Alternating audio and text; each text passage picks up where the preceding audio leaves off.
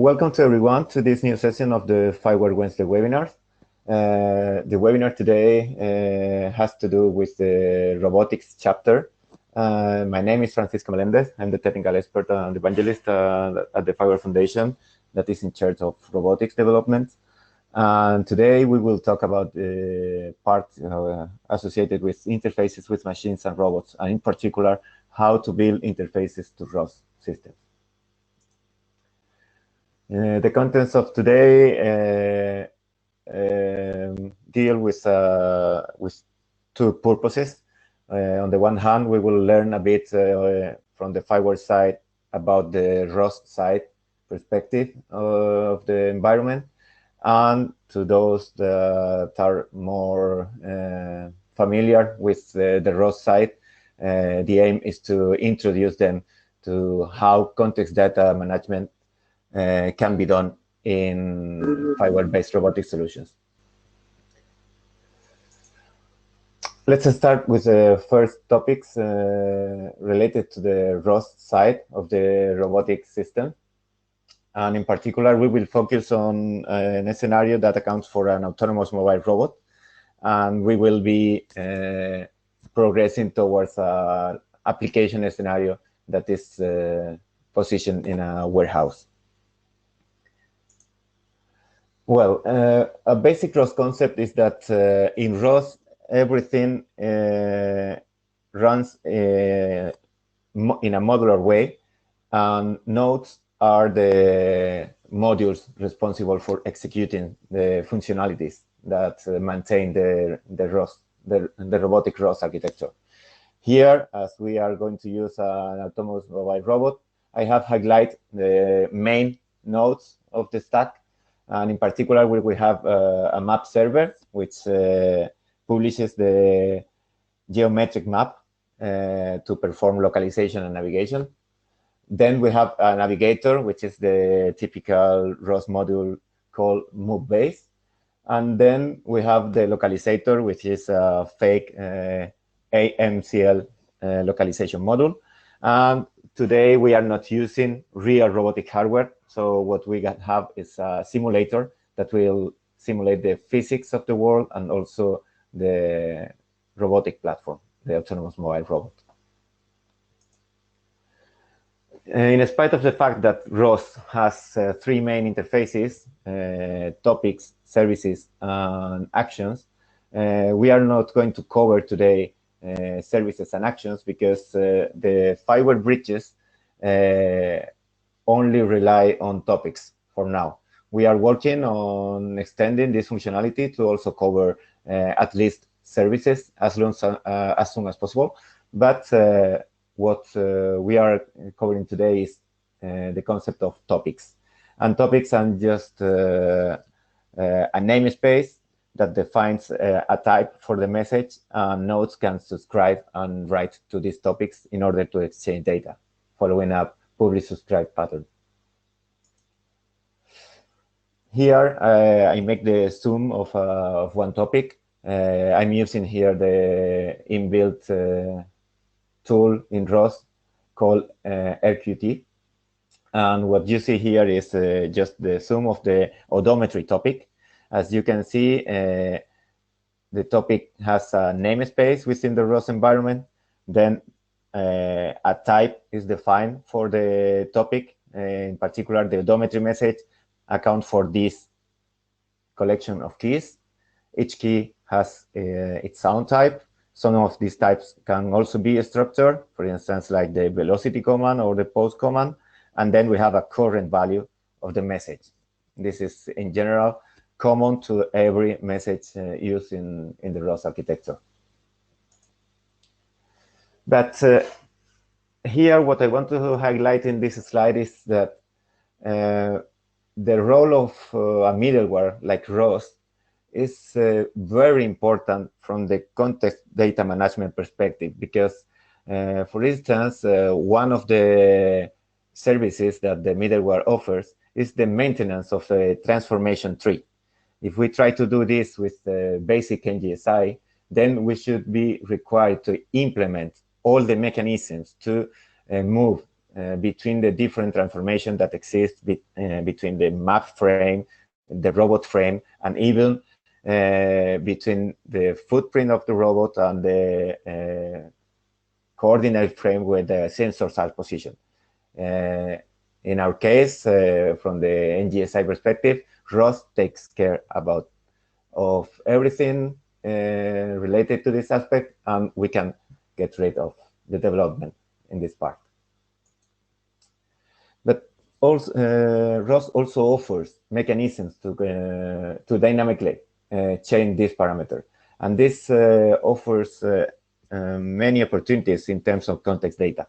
For instance, as we are talking about robot navigation, I can envision here if you use the dynamic window approach for the local navigator, you have your weighted function that defines which trajectory should be used. So we can monitor as context data the configuration and the weights of the optimization function. We can then monitor which was the overall performance in terms of speed that the robot has in its environment. And then we can, based on some learning mechanisms, adapt and improve the configuration of parameters in order to improve the navigation. This is just one idea that comes to my mind, but for sure, each scenario and each deployment can offer many opportunities to work with these dynamic parameters, which can be also updated using topics. Not only these features are the key in ROS, but also a lot of software packages and libraries that already implement ready-to-use functionality for robot. In particular, we have navigators like the move-based, and also stacks to control robotic arms, like, for instance, the move-it and multiple libraries for different purposes. We have also, as I mentioned before, these RQT tools to monitor the node graph and the road topics, and also the visualization tool that allows us to represent in 3D the environment we are modeling for the robot. This was the basic introduction to the concepts that we will be using in FIWARE-based robotics in connection with ROS. And today, since we are going to talk about the development of interfaces between ROS system and FIWARE, the key component in FIWARE to implement these interfaces is the FIROS component.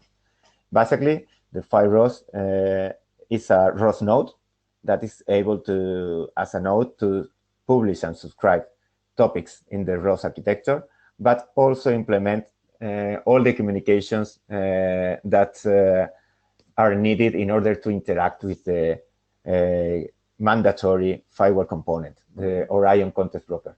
In the Orion Context Broker, everything is modeled as NGSI. In particular, the current version of FIROS relies on NGSI version 2. And the goal of the component is to make things transparent for the NGSI developer when they try to use ROS, and the other way around, trying to ease how robotics developer can take the most out of context data information. Regarding the FIROS setup, I'm here providing you with the links to the documentations, also to the GitHub repository. And I want to highlight that the version we are using today is the version 0.2.0. FIROS is working on the third version, but for now we will remain with this one, with the version 2.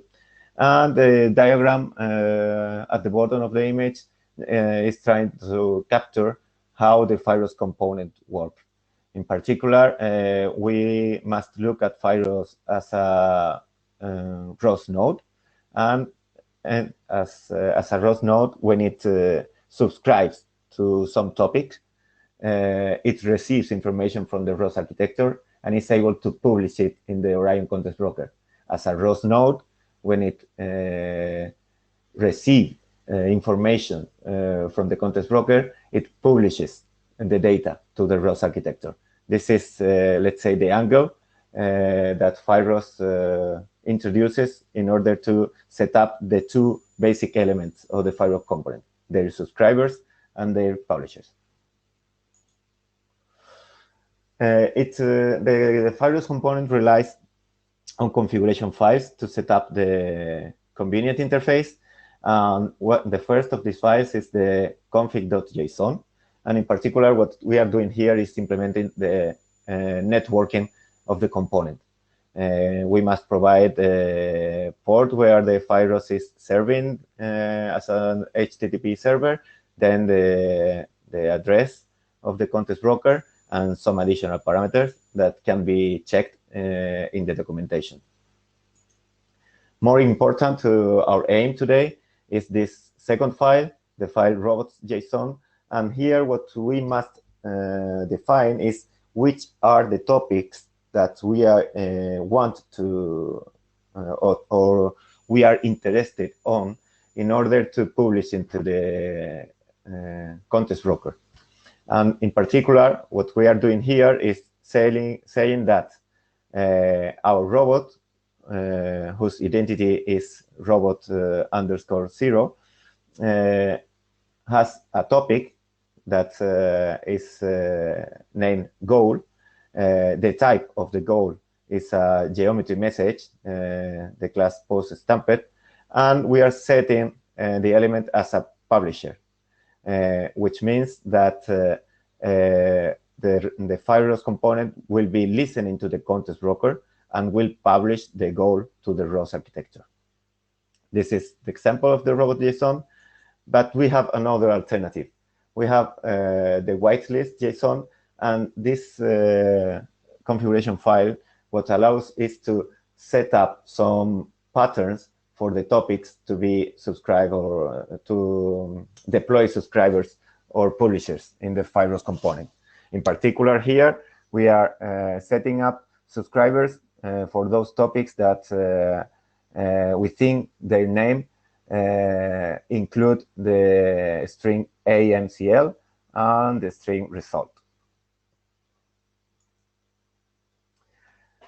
This is not about a configuration file, but about a relevant step when we want to develop an interface between ROS and FIWARE using the FIROS component. Because of the current mapping in the FIROS version 2.0, the first part of the namespace in the topic is used as the robot entity ID. Then the second part is used as the attribute ID. Due to a limitation of the characters that can be used as attribute ID, we cannot use a slash as a valid character. And this is why I suggest that in order to implement in the, let's say, more readable way, the API for the FIROS component, my suggestion is to use the remap tool in the configuration file of ROS. Here I am showing how the remap command is transforming the topic robot0 move base simple goal to the topic robot0 goal. In this way, we have here in the topic monitor the topic being published as this namespace, and what this will be resulting in the context broker is an entity robot with the entity ID robot_0 and an attribute whose attribute ID is goal. This was more or less the introduction to FIROS. The documentation explains in detail everything about the component, and now we are moving to the other part of the presentation that deals with using FIWARE in a contextualized scenario for a robotic application. I have used this context of a warehouse scenario and autonomous and as a platform, I'm using an autonomous mobile robot for one main reason. Everything here is in two dimensions, and I think that as an introductory webinar, it is easier to explain things in 2D, and then we can make them more generic to consider some grasping tasks or something like this that requires three-dimensional models. Some examples of the use of context in a scenario like a warehouse. We can be interested in knowing the location of the entire warehouse. Then every warehouse has a layout. We can be interested in having, let's say, an image of the layout or some topology with some names of the relevant locations or some relevant points within the space of the warehouse. Then we want to understand how things are organized. For instance, we have in the storage area some racks. Racks account for some spots to store the pallets, etc. And then in our scenario, we will be focusing on the concept of stock transfer order, which is basically a pallet that is placed in one spot must be moved and transported to another. And what we are going to see today is how, using FIWARE, we can use a ROS-based robot to automate this. In particular, my vision in this basic example, in order to showcase, let's say, how things can be done using FIWARE, is that we receive a ROS-based robot as a black box that is only able to provide us with its localization, with some feedback regarding the results and the state of the navigation, and it's listening to navigation goals in order to start its navigation. The rest of the logic is going to be developed outside of the scenario, and it's going to be useful to showcase some of the FIWARE-based functionality. If we deal with this scenario as a very, very, very simple scenario, for sure, pallets can be split down into smaller objects like bins or even items. We are not going to take care about this in our example. We are only paying attention to the fact that when some pallets arrive to the reception area in the warehouse, and a stock transfer order is required to move the pallet from the reception to the storage area. And then when the picking area is needing to prepare some orders, stock transfer orders are needed to move pallets from the storage to the picking. In particular, in our use case, the use case we are going to show today, we will be focusing on how pallets are moved from the reception to the storage area. This was the warehousing context, but as I explained in the first part, then we have this robot context, the ROS context. And in order to interact between both parts, we need to take care of this, basically these transformations, all the information that is associated with obstacles, with sensor readings, etc.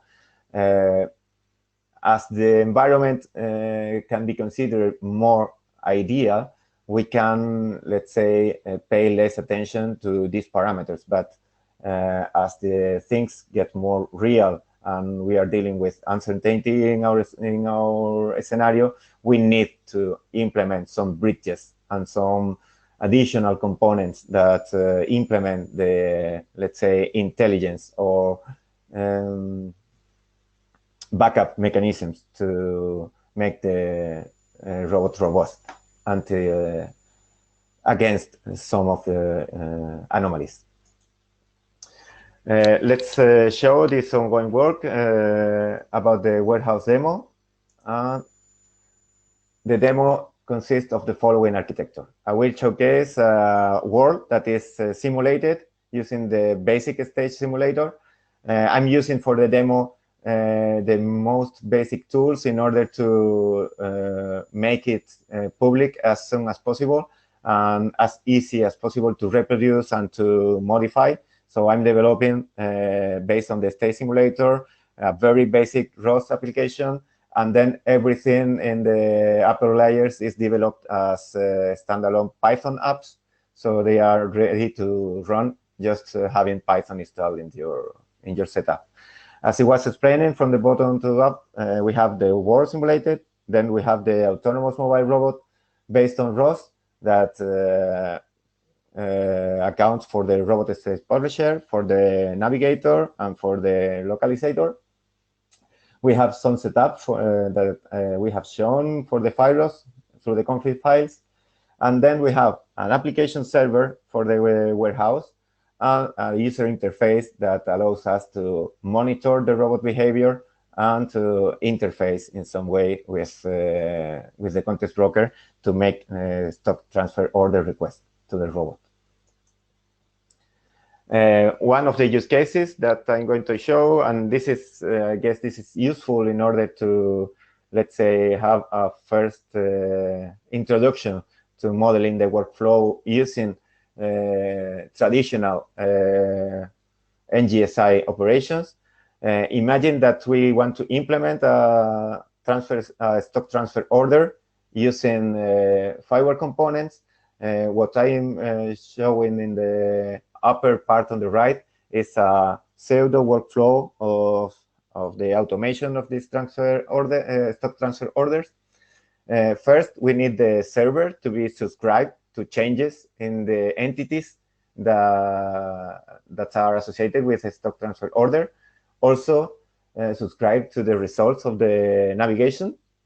Then, a worker or a manager using a user interface will post that a stock transfer order is required, and the context broker will trigger a notification that will inform the server that the stock transfer order has arrived. Then the server will be able to find a convenient pallet spot and will send the convenient updates in order to implement the pick and place operation for the pallet. We have a basic logic implemented in our demo, but the aim of this slide is just to inspire you in thinking in this way for your workflow. And then in the questions and answer session, we can maybe discuss about very specific workflows you have in mind. In the meantime, while everything is happening in the upper layers, in the robot side, we have the FIROS component that is continuously sending the localization to the context broker, also some navigation feedback, and listening to the robot goals in order to implement the navigation. Let me change to the demo.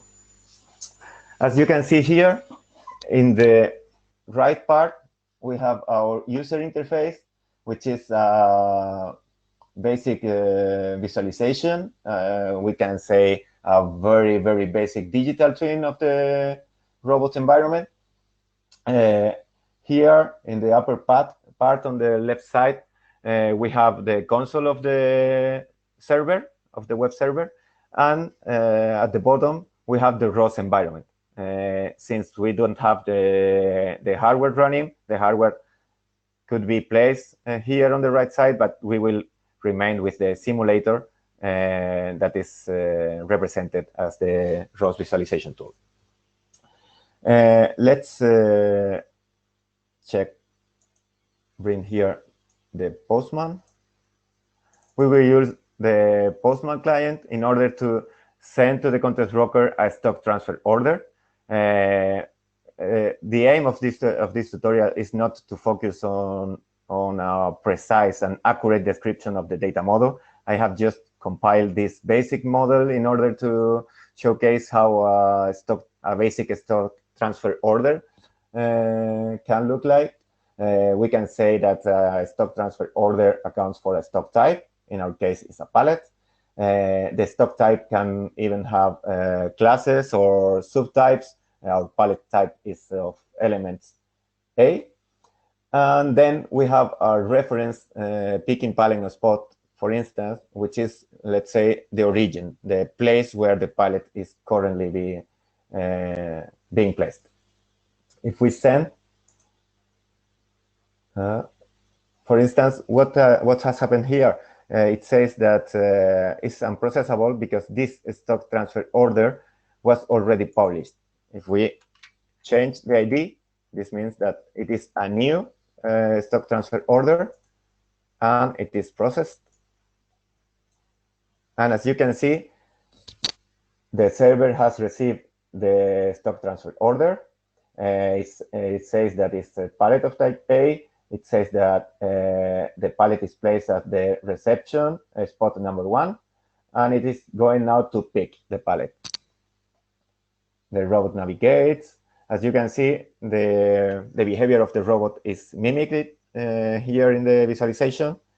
Once the robot performs the pick operation, then we receive in the broker the event that the navigation and the picking operation has ended, and we move to step 2, which is placing the pallet in the convenient spot. Here I have start this line because we can go in more detail and explain which are the type of queries and interactions based on NGSI that can be used to find a convenient spot using the context data of the warehouse, but we will skip this for now.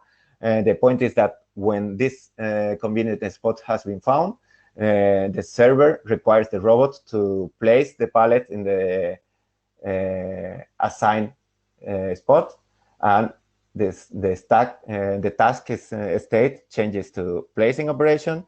And once the robot places the pallet in the correct spot, the task result is assigned with a success, and the pallet is delivered at its right position, and we can have, let's say, the opportunity to increment the stock in the storage area and decrement the stock in the reception area.